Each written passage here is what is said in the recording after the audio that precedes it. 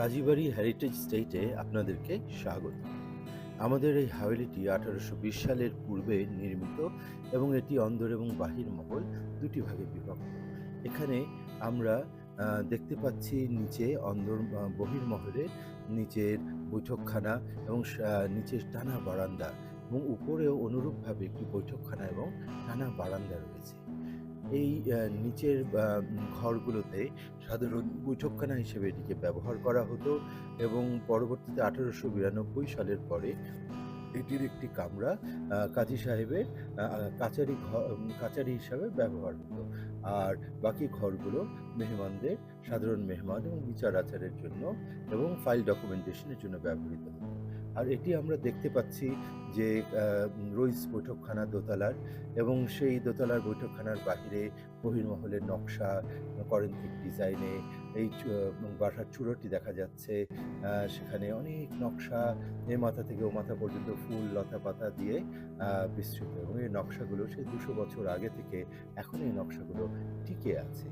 আর এটি হচ্ছে আমাদের রইস বৈঠকখানার প্রবেশ মুখ। এখান দিয়ে ঢুকে ডান দিকে রইস বৈঠকখানার বিভিন্ন ঘর রয়েছে, যেখানে মেহমানরা এসে এ বাসায় বিশ্রাম নিতেন এবং অতিথি হিসাবে আসতেন। আর এখানে হাই সিলিং এবং লোহা কাঠের সাতির এবং সাজানো ঝাড়বাতি দিয়ে এক এক সারি করে সারিবদ্ধভাবে সাজানো আছে। আমরা বারান্দাটিতে গ্রিল কাস্ট আয়রনের এবং কাস্ট আয়রনের নকশা উপরে আমরা দেখতে পাচ্ছি। আর আর সেই প্রবেশ দরজাটিও আমরা দেখতে পাচ্ছি যেটি দিয়ে মেহমানরা ঢুকতেন এবং ঢুকেই ডান দিকে এই ঘরে প্রবেশ করতেন।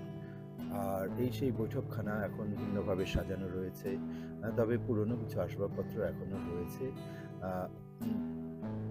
ঘুরে দেখার মতন এখানে অনেক কিছু রয়েছে। পাশে ডাইনিং হল রয়েছে, ছোটোখাটো কিছু ব্যবস্থা করা হয়েছে এখানে মেহমানদের জন্য। উপরে ঝাড়বাতি দিয়ে সজ্জিত। আর আমরা সেই বৈঠকখানা দিয়ে প্রবেশ করে আমরা ভিতরে কিছু অংশ দেখে আসতে যাচ্ছি। তো এই আমাদের কাজীবাড়ির বারান্দা এবং সেই বৈঠকখানা। তো আপনারা আসবেন, ঘুরে যাবেন, দেখে যাবেন পুরনো গল্প, ইতিহাস, কাজীবাড়ির অনেক অনেক স্মৃতি।